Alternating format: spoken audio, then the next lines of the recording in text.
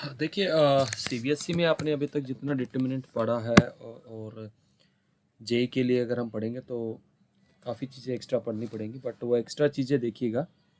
हमारा टॉपिक है डिटर्मिनेंट्स।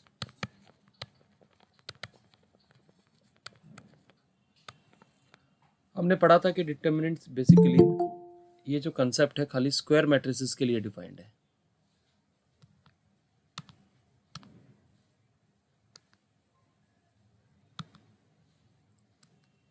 हमने क्या कहा था कि that the concept is defined for square matrices only, for square matrices. पहले समझेंगे कि बेसिकली है क्या। अगर मान लीजिए आपके पास कोई 2x2 मैट्रिक्स है, say suppose it is like this, say A B C D, so suppose this is 2x2 matrix.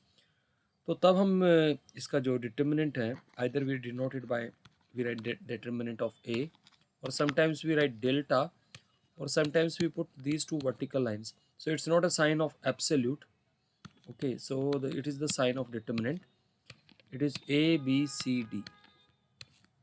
हम इसको कैसे निकालते थे? We define it like this: ad minus bc. इस डायगोनल से ये ऑफ डायगोनल माइनस करते थे। तो बेसिकली डिटर्मिनेंट क्या करता है, एक स्क्वायर मैट्रिक्स को किसी एक नंबर पे मैप कर देता है। अगर मान लीजिए आपके पास स्क्वायर मैट्रिक्स ऐसे होती से 1 2 3 4, तो बट ऑब्वियस इसका जो डिटर्मिनेंट आता दैट इज 4 माइनस 6 माइनस 2 आया। तो आपने क्या देखा कि डिटर्मिनेंट क्या कर रहा है कि स्क्वायर मैट्रिसेस को एक नंबर पे मैप कर रहा है। तो we can define determinant as a function also. So we define determinant is a function having domain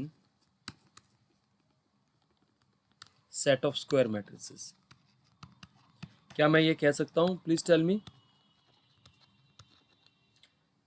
भाई अगर मान लीजिए मैं एक फंक्शन डिफाइन कर रहा हूँ सेट ए से लेके रियल लाइन तक, और सेट ए मेरा क्या है? स्क्वायर मैट्रिसेस का set.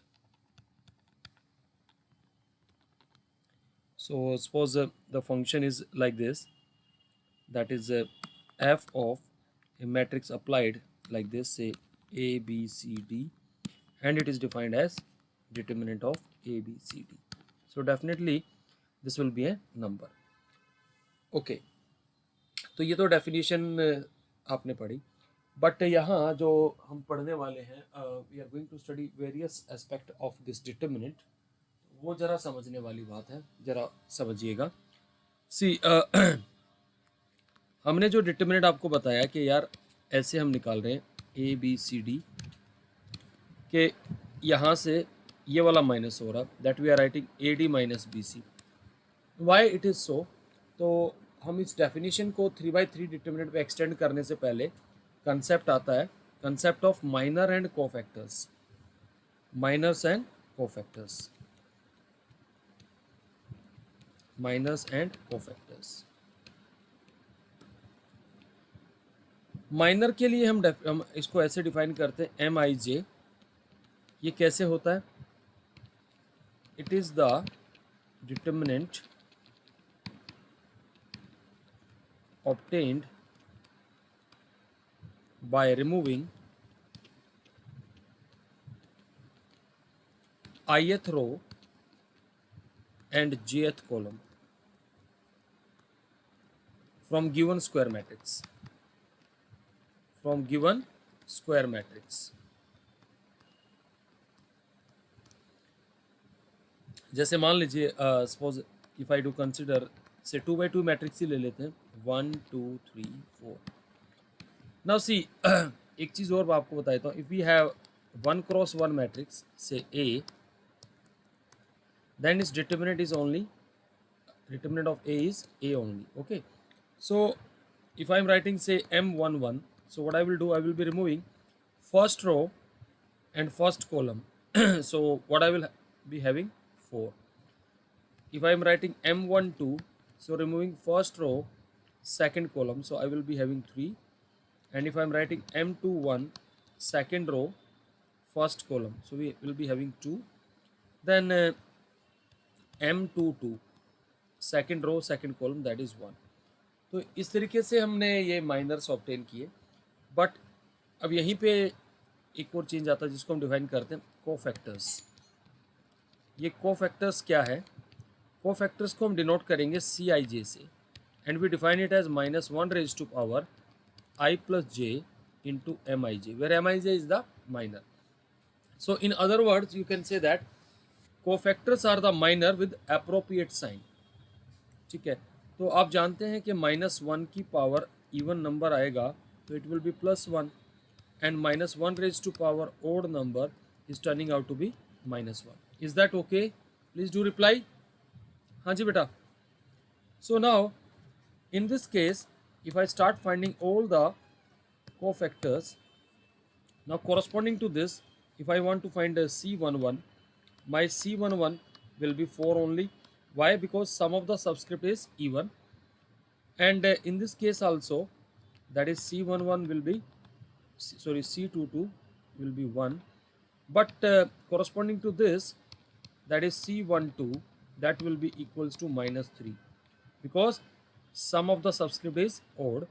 And similarly for this case, C21 is also -2. I hope this is clear to everyone. Clear है बेटा सबको ये? हाँ जी बेटा. Yes, sir. Now see, अब यहाँ से क्या impact आएगा? Now what I will do, write down this matrix again. Suppose if this matrix is written like this, 1 2 3 4, her element के ऊपर उसका कोफैक्टर लिख लीजिए. इसके कॉरस्पॉन्डिंग कोफैक्टर आ रहा है 4, इसके कॉरस्पॉन्डिंग कोफैक्टर आ रहा है -3, and corresponding to this we have cofactor -2, and corresponding to this we have cofactor 1. अब एक काम करिए, पहली रो 1 में कॉरस्पॉन्डिंग एलिमेंट को कॉरस्पॉन्डिंग कोफैक्टर के साथ मल्टीप्लाई करिए, that is 4 into 1, then put plus sign, -3 into 2. So what you will obtain? -2. So again you can do it by row 2 as well. So 3 into -2 plus 4 into 1, that is again -2. The same approach you can apply to column 1 also, that is 4 into 1 plus 3 into -2. So you are getting -2. Similarly by column 2 also, -3 into 2 plus 4 into 1. So we obtain -2. So in each case we are obtaining the value of the determinant. So how will define the determinant? अगर कोई मैं 2 by 2 matrix ही ले लेता, so if I take a general matrix, say like this, A11, A12, A21, A22, then we define determinant of A is equals to, we can take any row or column of our choice. Are you getting my point? We can take any row or column of our choice. Say if I take the first row, that is A11 into C11, A12 into C12. Is that okay or not? अगर मैं इसको ऐसे लिख देता, summation A1 I and C1 I, my I varies from say 1 to 2. Can we write this way? Please tell me, is it okay or not? Please do reply. And it is also same as that summation. I can write A to I, C to I varies from 1 to 2. ये हमने किससे किया है? रो 2 से. अगर रो 2 से मैं इसको लिखता तो I would have written this way, A21 into C21, A22 into C22. Is that okay? Column 1 से भी कर सकते हैं. अब यहाँ पर एक और Yes, sir. Clear. Okay, now see, अब यहाँ एक चीज़ और समझने वाली बात है, वो भी समझ लीजिए. I am taking different colour. अब अगर मान लो आप फर्स्ट रो के कोफैक्टर्स को सेकेंड रो के साथ मल्टीप्लाई करेंगे तो what will happen, that is 4 into 3 plus minus 3 into 4, that is turning out to be 0. Are you getting this? So you will be getting the answer only as a determinant when you multiply the corresponding row to the corresponding cofactor or corresponding column to the corresponding cofactors. Then only you can get the value of the determinant. Is that okay? Is it clear to everyone? Hanji. Now we will extend this definition to 3 by 3 determinant.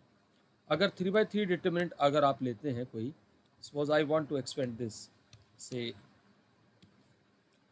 इस type से determinant होगा आपका, say A B C D E F G H I, तो हम इसको कैसे expand करते थे?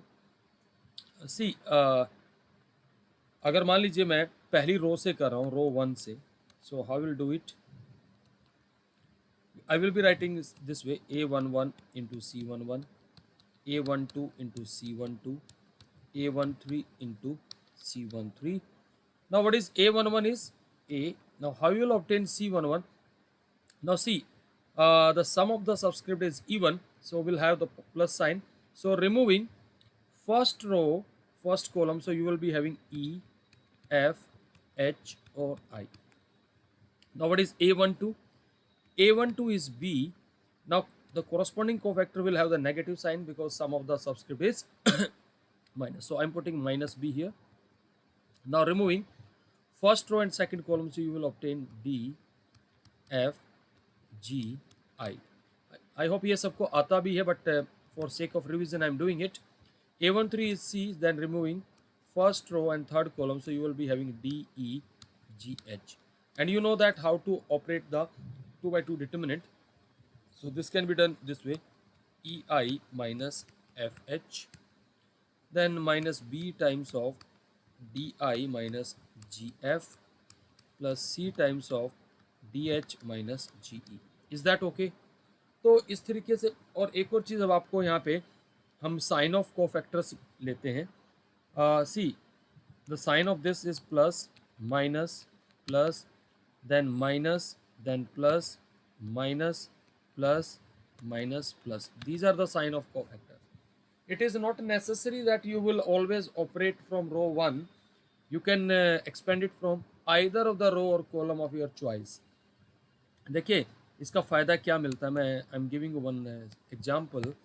सपोज मेरे पास मैट्रिक्स दे रखी है, सपोज आपसे कह दिया जाए evaluate this determinant, and the determinant is like this, से 1 0 0 7 8 9 minus 4 minus 2 7. अब इसका फ़ायदा हम कैसे करेंगे? मैं रादर देन इसको रो 1 से करूँ, मैं कॉलम 1 से कर लेते हैं. फ़ायदा क्या होगा? Expanding along column 1 C1. तो हम ऐसे लिखेंगे A11 into C11, then I will be writing A21, and then you will be having what? C21, then A31 C31. Now अब यहाँ देखिए A21 और A31 both are 0, तो no need to find this because ये elements तो 0 हैं, तो only need to find this factor only. A11 आपका 1 है, so what you will do, removing first row and first column you will get the determinant. Is that okay or not? Please do reply. ये बात clear है बेटा सबको? 56 Yes, plus sir. 18, so you will be having 74 is the value of the determinant. तो ये एक simple सा task मैंने आपके साथ यहाँ पे डिस्कस किया है. तो it is not so difficult कि यार डिटर्मिनेंट को इवेलुएट करना इतना मुश्किल हो. एक और मेथड है जो मैं अभी आपको बता रहा हूँ 3 by 3 डिटर्मिनेंट को इवेलुएट करने का, जिसको बोलते हैं हम सारस मेथड. वो भी देख लीजिए, व्हाट इज अ सारस रूल. ये काफ़ी इफेक्टिव है सारस रूल. जैसे मान लीजिए आपको कह दिया जाए कि evaluate this determinant 3 minus 4 5 1 1 minus 2 2 3 1. कैसे करेंगे? इसका तरीका क्या है बता देता हूँ. आप कॉलम 1 और कॉलम 2 को दोबारा लिख लीजिए इसके साइड में ऐसे, दैट इज 3 1 2 माइनस 4 1 3। अब आप ऐसे एरो बनाना स्टार्ट कीजिए डायगनल्स, मल्टीप्लाई करते जाइए इन एलिमेंट्स को और ऐड करते जाइए। 3 into 1 into 1 3 plus this will be 8 into 2, that is 8 into 2 is 16. The next element is 5 into 1 into 3, that is 15. अब आपको दूसरे तरीके के एरो बनाने हैं, वो एरो मैं दूसरे कलर से बना रहा हूँ। जो डाउन एरो है वो माइनस करने हैं, सॉरी जो अपोजिट एरो आएंगे ये वाले एरो लाइक दिस, इनके साथ आप माइनस साइन लेंगे। So you will be having minus 10, then 3 to the 6, then 18, that is plus 18 क्योंकि एक माइनस साइन है, then you will be having plus 4. is that okay? समझ में आ रही बात बेटा कैसे ऑपरेट किया है? हाँ जी बेटा, प्लीज डू रिप्लाई। हाँ जी प्लीज डू रिप्लाई। क्लियर है सबको? इज इट ओके और not? I will be solving few more example of सारस मेथड। तो यहाँ से 10 हमारा निकल जाएगा, तो will left with only 8, 8 plus 4 is 12, then 12 is 28, then 31, and so the answer is 46. अब अगर मान लीजिए आपसे कोई कह दे कि इवेलुएट दिस डिटर्मिनेंट, ध्यान से देख लीजिएगा, A B C A C A B, इस डिटर्मिनेंट को हम सर्क्यूलेंट बुलाते हैं, we call this as circulant. क्यों कहते हैं सर्क्यूलेंट? ए बी सी, देखिए पहली रो में ए बी सी हमारे पास यही आ रहा है, अगली रो में देखिए B C A then C A B. Okay, इसको सारस मेथड से मैं एक्सप्लेन कर रहा हूँ, देखिए जरा ध्यान से। क्या करेंगे, पहली दो कॉलम्स को डायरेक्टली लिख लीजिए, A B C A. Now let us make the arrows. पहला एलिमेंट क्या आएगा, ए बी सी, अगला element plus A B C. Are you getting this? अगला element plus A B C. Are you getting this और not? Please do reply. बेटा clear है सबको ये? हाँ जी Yes. अब यहां से देखिए down arrow minus C cube, then next arrow minus A cube, then again minus B cube. Now see यहाँ पर हमारे पास क्या आ जाएगा answer, that is this is nothing but 3abc minus times of A cube plus B cube plus C cube. Is that okay? तो easily we are in the position to find the value of the determinant. Is that okay और not? Please do reply. Clear है सबको? हाँ जी बेटा बोलो बेटा, ये क्लियर हुआ सबको सारस मेथड? नाउ Yes, अब sir. लेकिन अब हम जो चीज़ पढ़ने वाले हैं, आई will be discussing so many things about the determinant, वो जरा आप समझिएगा। प्रॉपर्टीज़ हम डिस्कस करेंगे डिटर्मिनेंट्स की, although CBSE syllabus में नहीं है बट जेई मेंस में ये काफ़ी अच्छे से इस्तेमाल हम करेंगे, ठीक है। ऑल दो लेटेस्ट सिलेबस में मेंशन नहीं है बट हम जो क्वेश्चन करेंगे एप्लीकेशन पार्ट, तो आपकी कैलकुलेशन फास्ट होंगी, तो it's better to discuss what are the properties of the determinant. अब जरा ध्यान से देख लीजिएगा, प्रॉपर्टीज ऑफ डिटर्मिनेंट्स। सबसे पहली प्रॉपर्टी आती है, determinant of A is same as determinant of its transpose matrix. मतलब अगर मान लीजिए आपके पास ऐसे कोई मैट्रिक्स दे रखी है A B C D, you take the transpose of this, so what you will have, the transpose matrix a b c d. Now start finding its determinant. Determinant of a is ad minus bc. Now what is determinant of a transpose? That is also equal to ad minus bc. So the property conclude like that, that the determinant of the matrix and its transpose are always same. Is that okay?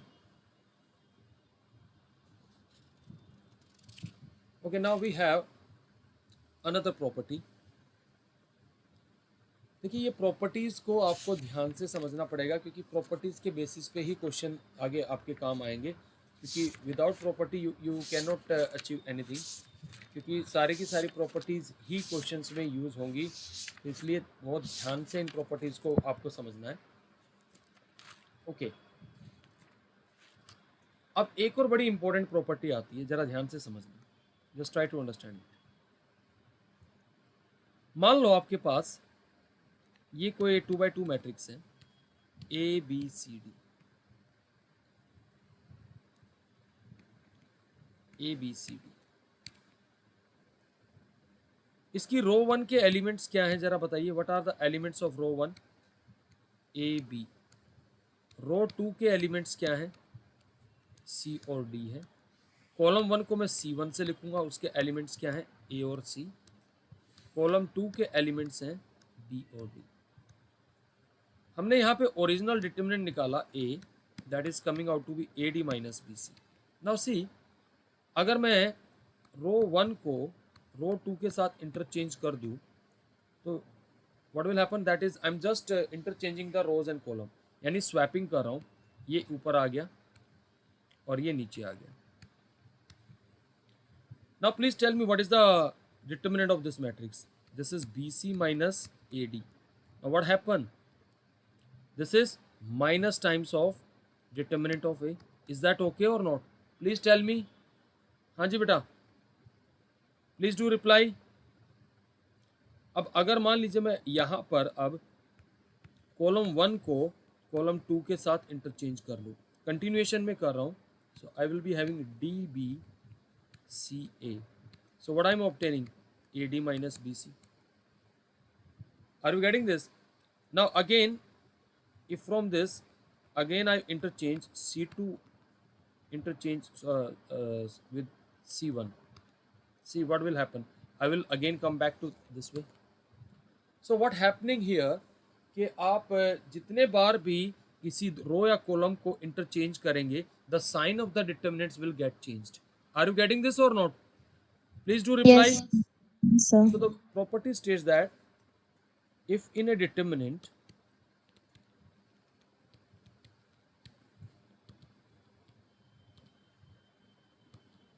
any two rows, मैं brackets में लिख रहा हूँ column भी, क्योंकि ये column के लिए वैलिड है, are interchanged, then the sign of the determinant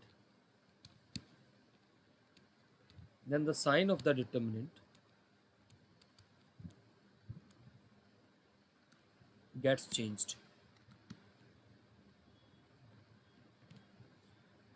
इसका मतलब ये हुआ, अगर मैं इसको एप्लीकेशन पॉइंट ऑफ व्यू से इस प्रॉपर्टी को डिस्कस करूं, मान लीजिए आपके पास कभी ऐसे कोई डिटर्मिनेंट आ गया ए बी सी, ध्यान से देख लीजिएगा, and say D E F G H I, मान लीजिए this is the determinant of A. अगर आपने ऐसे लिख दिया, कॉलम 1 को इंटरचेंज कर दिया कॉलम 2 के साथ, so what you will put, you will put minus sign outside, this will be B E H and then A D G C F I. Now again, if in the continuation of this, अगर आप R1 को interchange करेंगे R2 के साथ, again you will put minus sign, so you will have minus 1 raised to power 2, that is minus sign is being absorbed, so you will be having E D F B A C H G I.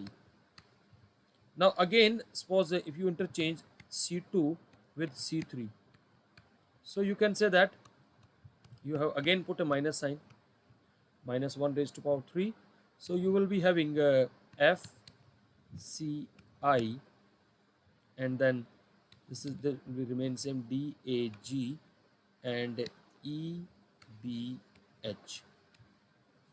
So in short I can say that अगर हम even number of times अगर ये operation लगाएंगे the sign won't change, and if you apply this operation odd number of times then the sign will change. Is that okay?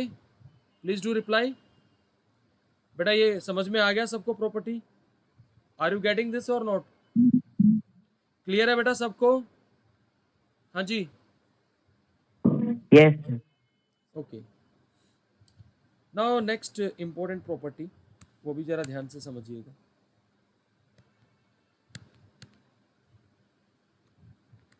मान लो आपके पास कोई डिटर्मिनेंट ऐसे आ गया.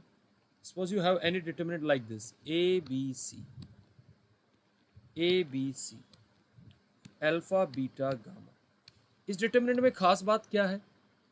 इस डिटर्मिनेंट में रो 1 और रो 2 दोनों आइडेंटिकल एंट्रीज है, दोनों की एंट्रीज एक जैसी है. Are you getting this? तो चलो ठीक है, मैं इसको मान लेता हूं डिटर्मिनेंट ऑफ ए. अगर मैं प्रीवियस प्रॉपर्टी अप्लाई करूं, मैं R1 को इंटरचेंज कर लूं मैं R2 के साथ, तो I have to put a negative sign. Are you getting this? Please do reply. हाँ जी बेटा, please do reply. So what is that? Minus times of determinant of A. Is it okay or not? So we have 2 times of determinant of A is 0. So determinant of A is equals to 0. Now try to understand that ये property क्या कहती है कि if in a determinant any 2 or more rows or columns are identical, then the value of the determinant is 0. The property states that if in a determinant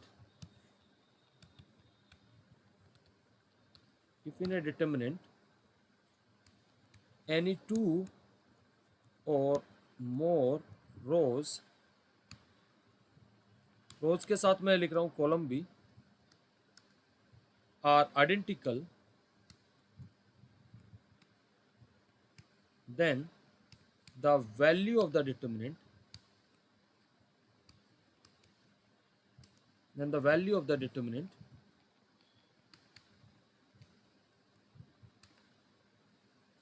is 0. कहने का मतलब ये हो गया, अगर मान लीजिए आपको कोई डिटर्मिनेंट ऐसे दे रखा है, ध्यान से देखिएगा, से 2 4 6 7 8 9, then directly you will write 0. Why? Because column 1 is same as column 2. Is that okay बेटा? क्लियर है वाली बात? हाँ जी बेटा, इज इट क्लियर और नॉट? क्लियर है बेटा सबको? हाँ जी, Yes, sir. ओके. अब एक और बड़ी इंपॉर्टेंट प्रॉपर्टी है, वो भी जरा ध्यान से समझना. I am explaining. मान लो यार आपके पास कोई 2x2 डिटर्मिनेंट है like this A B C D. आप इसको जब ऑब्टेन करते हैं तो आपके पास आता है A D minus B C like this. Okay, अगर मान लीजिए मैं इस डिटर्मिनेंट की रो 1 को किसी कांस्टेंट k से मल्टीप्लाई कर देता हूँ, मतलब इसका हर एक एलिमेंट k टाइम्स कर दिया मैंने, इसका इम्पैक्ट क्या आएगा अगर आप देखेंगे ध्यान से? What you will obtain? you will be obtaining k times of AD minus k times of BC. So you can take k common, AD minus BC. This is k times of the original determinant. आपने क्या देखा कि जब आपने रो 1 को k से multiply किया तो ओरिजिनल डिटर्मिनेंट का ये क्या बन रहा है? k times. Are you getting this? So you can say that अगर आप किसी रो में या कॉलम में किसी नॉन जीरो नंबर से मल्टीप्लाई करेंगे तो डिटर्मिनेंट उतना ही टाइम्स हो जाता है. इज इट ओके और नॉट? Please do reply. हाँ जी बेटा. अब देखिए ये प्रॉपर्टी टेक्निकली बहुत इंपॉर्टेंट बनेगी. किस वजह से ये प्रॉपर्टी इंपॉर्टेंट होगी वो जरा ध्यान से समझना. Just try to understand that. क्या मैं जो हमारा डिटर्मिनेंट है ए बी सी डी को मैं ऐसे लिख सकता हूँ 1/k टाइम्स ऑफ के ए के B C into D. Is it okay or not? Please do reply. Can we write this way or not? हाँ जी बेटा, we can always write this way. अब देखिए इसका एप्लीकेशन पॉइंट ऑफ व्यू से हम इसको कैसे लेते हैं। मैं कॉलम 1 से k कॉमन ले लूँ, तो k by k like this. So this is the property which helps us to take common through row wise और column wise.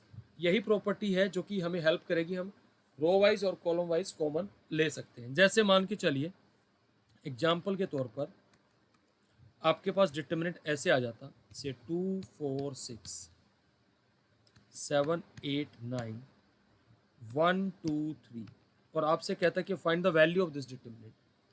तो आप देखिए, can we take 2 common from this row 1? Yes, we have 1 2 3 7 8 9 1 2 3. Now the value of this determinant is 0. Why? आपने देखा कि column 1 column 3 के sorry रो 1 रो 3 के equal है। इज इट ओके और not? Row 1 is equals to row 3, so the value of the determinant is 2 into 0 is 0. इसका देखिए ये भी यूज़ है, एक मैं बता देता हूँ। अगर मान लीजिए आपके पास कोई डिटर्मिनेंट ऐसे है A square A cube, B square B cube, C square C cube, तो what you can do, row 1 से आप ए कॉमन ले सकते हैं, रो 2 से आप बी कॉमन ले सकते हैं और इससे सी, तो you will have this factor 1 A square 1 B square 1 c square. Is it okay? So now I'm stating the property. Property समझ में आ गया सबको बेटा? Please do reply. So the property is like this.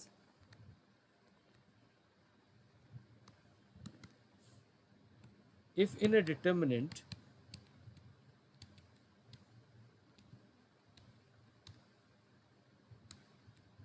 any row oblique column I'm writing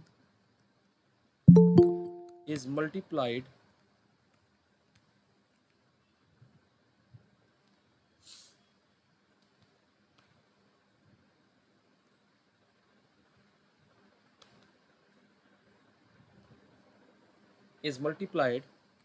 by a non-zero constant k, then the value of the determinant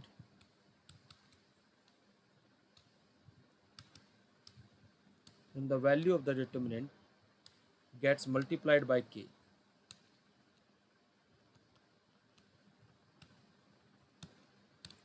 और in note मैं ये लिख रहा हूँ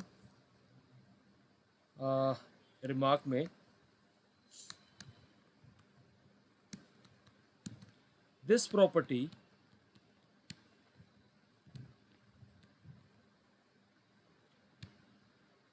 helps us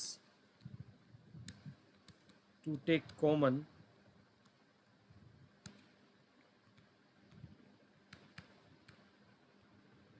through row wise और column wise.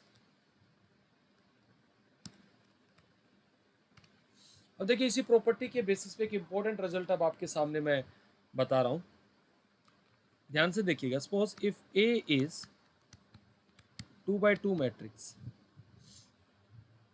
Okay, and suppose if determinant of A is say 5, now the question is find determinant of 2 times of A.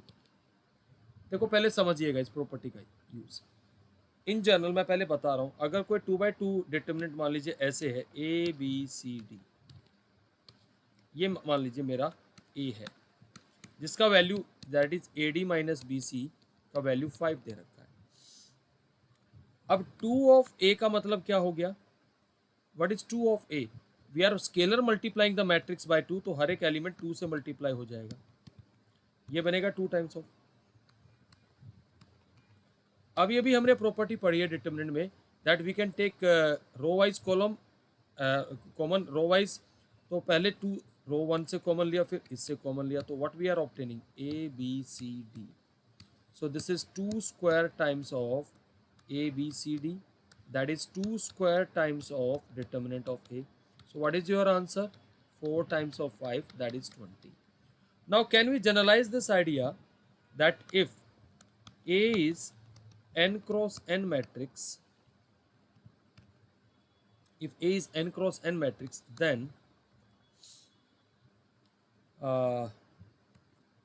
you can say that determinant of k times of A is k raised to power n into determinant of A, where k is any non-zero number. Is it okay बेटा? Clear है सबको वाली property? हाँ जी. Is it clear to everyone? हाँ जी Yes, बेटा. sir. Okay. अब कुछ और इम्पोर्टेंट बातें मैं अभी डिस्कस करने जा रहा हूँ, वो भी ज़रा ध्यान से समझिए. I am writing one matrix here. Say suppose my matrix is 1 2 3 4. Elementary ले रहा हूँ, फिर उसके बाद इसको हम आपको समझाएंगे. देखिए ये प्रॉपर्टी क्या है. आप अगर किसी रो में किसी दूसरी रो का कोई भी मल्टीपल, सपोज मैं 2 टाइम्स ऐड कर दूं इसमें, 2 टाइम्स ऑफ R2 करके देखो, इसका मतलब क्या होता है पहले तो ये समझना. हम जब भी ये सिंबल लगाएंगे R1, इसका मतलब चेंजेस टू. कैसे चेंज करें? R1 में क्या चेंज कर रहे हैं? R1 में चेंज क्या कर रहे हैं? Plus 2 times of R2. इसका मतलब क्या है? I am adding the corresponding elements.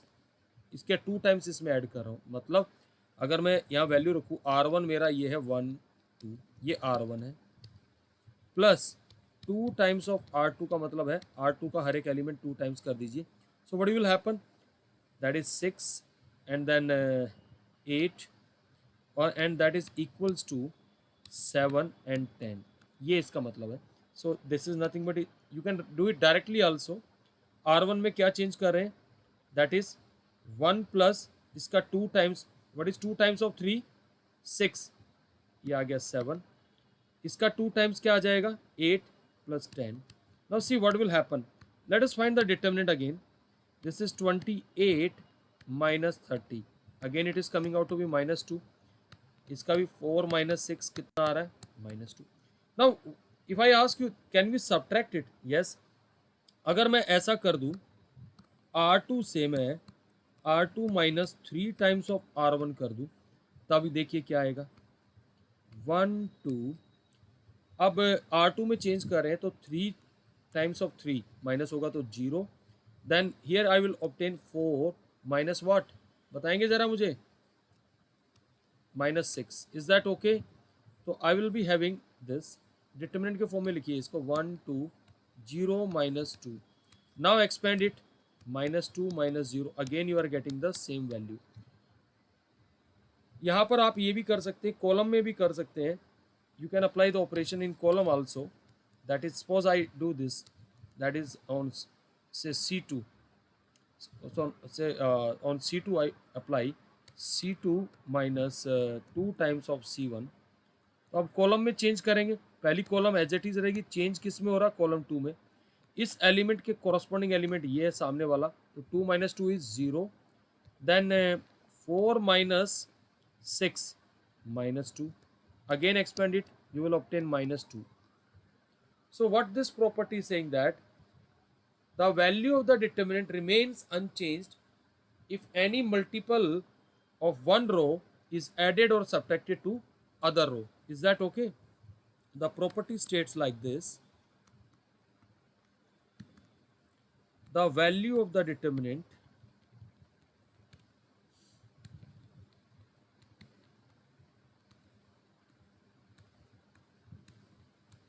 remains unchanged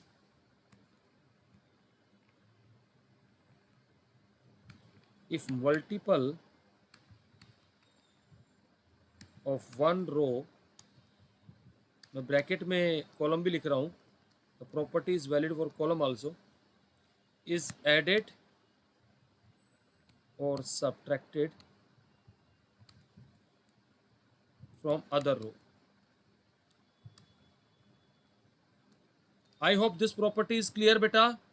अब इस प्रॉपर्टी का टेक्निकली हम यूज कहाँ करेंगे मैं आपको बता देता हूँ। जैसे मान लीजिए, अच्छा एक चीज बताइए, हमने आज की क्लास में क्या बोला था कि हम डिटर्मिनेंट को किसी भी रो या कॉलम से एक्सपेंड कर सकते हैं।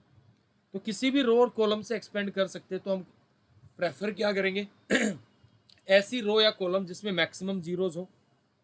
मैं रिमार्क में लिख रहा हूँ, we can expand determinant from any row और column of your own choice. अब यहाँ मैंने चॉइस पे क्वेश्चन मार्क लगा दिया। अब चॉइस तो आपके ऊपर दे दी, तो हम क्या प्रेफर करेंगे? वी विल ऑलवेज प्रेफर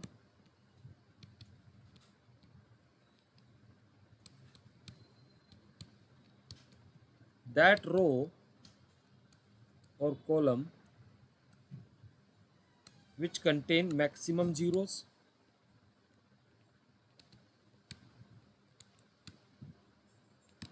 भाई अगर मान लीजिए ऐसा कोई डिटर्मिनेंट दे रखा है, ध्यान से देख लीजिएगा, 1 2 3 4 5 0 7 0 0।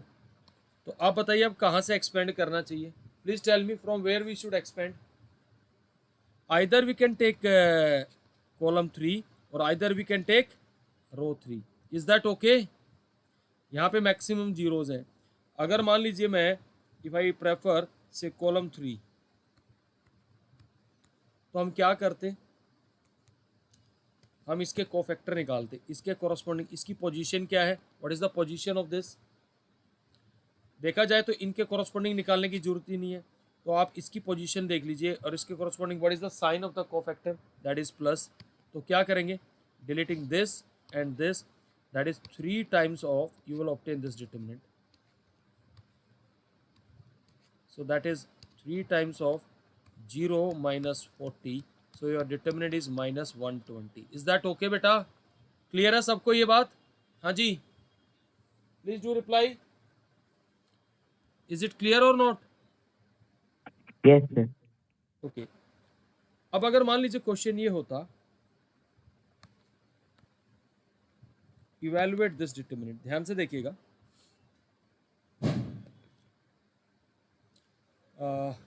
The question is something like this. देखिए ये प्रॉपर्टीज को बड़ा ध्यान से और केयरफुली आपको करना हो। ए बी सी, ध्यान से देखिएगा, a plus 2x, b plus 2y, c plus 2z and x y z। अब यहाँ पहले देखिए क्या कोई पैटर्न आपको समझ में आ रहा है? देखिए जब भी हम डिटर्मिनेंट को एक्सपेंड करेंगे, कोशिश करेंगे या तो डिटर्मिनेंट की किन्हीं दो या रो कॉलम्स को एक जैसा बना दिया जाए। ओके, अगर एक जैसा बना दे तो तभी बेनिफिट हो जाता है।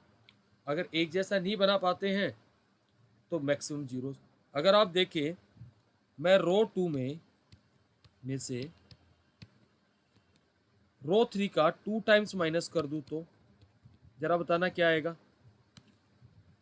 A B C and here it will be a plus 2x minus 2x, b plus 2y minus 2y, c plus 2z minus 2z। Are you getting this point or not?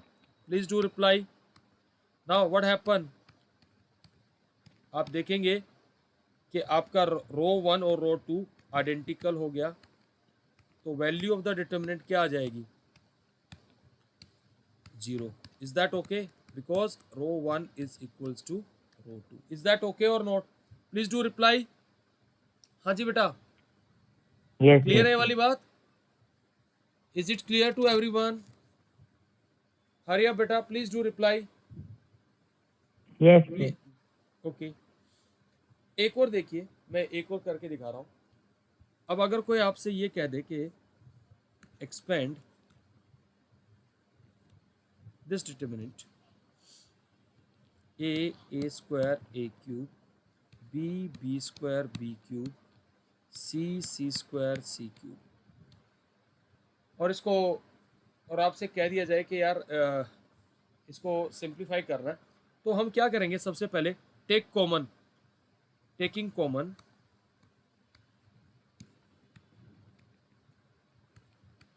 A B C from R1, R2, R3 respectively. So if I do that, I will be having A, B, C. Now see what happened. Then 1 B, B square, 1 C, C square.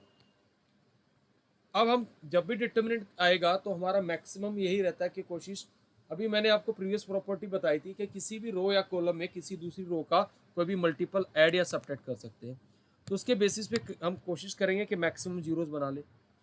मैं क्या कर रहा हूँ, मैंने R2 पे लगा दिया R2 minus R1। हम किस में चेंज कर रहे हैं, रो 2 में। मैं R3 में भी चेंज कर सकता हूँ, साथ साथ एक साथ दो भी कर सकता हूँ, R3 माइनस R, 3 नहीं कर सकता एक साथ में। अगर आपके पास 3/3 मैट्रिक्स होगी तो एक साथ आप दो चेंजेस कर सकते हैं, दो ऑपरेशन। यानी अगर n क्रॉस n मैट्रिक्स होगी तो कितने चेंजेस कर सकते हैं, n माइनस 1। तो देखिए अप्लाई करिएगा, ये कोरस्पॉन्डिंग एलिमेंट में से माइनस करना है, 1a square, R2 minus R1 zero, यहाँ से b minus a, from here you will obtain b square minus a square, R3 minus R1 zero, you will obtain c minus a, c square minus a square. देखिए इसका क्या benefit होगा, फिर देखिएगा जरा ध्यान से, a b c 1a square 0. Now can we factorize this? This is b minus a and b plus a. Is that okay? 0 c minus a and c plus a. Now see, रो 2 से क्या common आ जाएगा, what you will take common from row 2, b minus a. रो 3 से क्या common आ जाएगा, c minus a. Now what will happen, 1a square 0 1 b plus a 0 1 c plus a. Now my next question is, can we make more zeros? Yes, of course we can make it. लेकिन जब zero बनाए तो ये ध्यान रखना कि बाकी zero disturb ना हो जाए। मैं R3 में से ये कर सकता हूँ, R3 minus R2। Are you getting this? Please tell me. I will be having A, B, C, B minus A, C minus A. So what I will obtain, 1a square 0 1 b plus a, and then I will be having 0 0 and c minus b.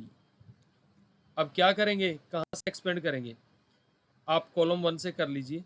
So column 1 से करेंगे तो you will be deleting this and this, तो आपका जो determinant आएगा वो आएगा 1 times of 1 b plus a 0 c minus b, ये आ जाएगा c माइनस b, और साथ साथ ये फैक्टर भी मल्टीप्लाई हो जाएगा। So the value of this determinant is a b c b minus a c minus a and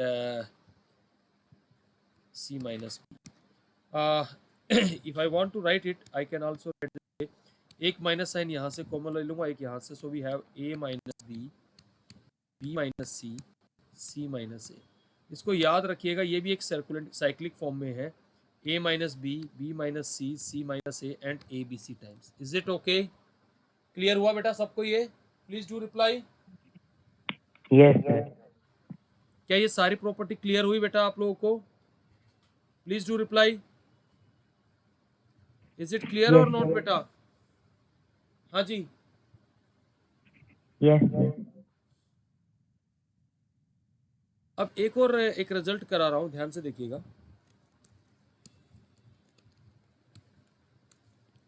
मैं अगर ये कह दूं कि if A is 3/3 skew symmetric matrix,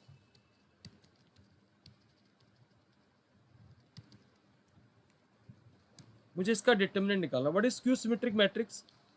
A transpose is equals to minus A. So if I take the determinant, transpose को मैं T ले रहा था, A दोनों तरफ डिटर्मिनेंट ले लीजिए.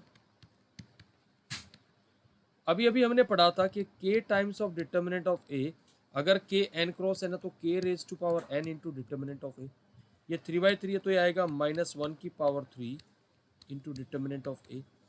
और आज की पहली प्रॉपर्टी थी determinant of A transpose is equal to determinant of A. So by combining this I can say that determinant of A is minus determinant of A.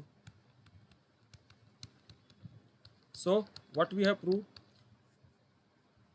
the value of any odd order skew symmetric matrix is always 0. That is, the value of odd order skew symmetric matrix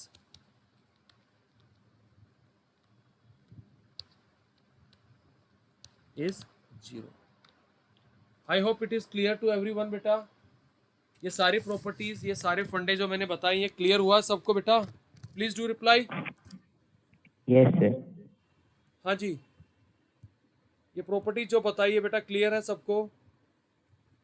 जल्दी बताइए मुझे बेटा। Yes, sir. Okay. Now what I request to everyone, please if you have the old NCRT,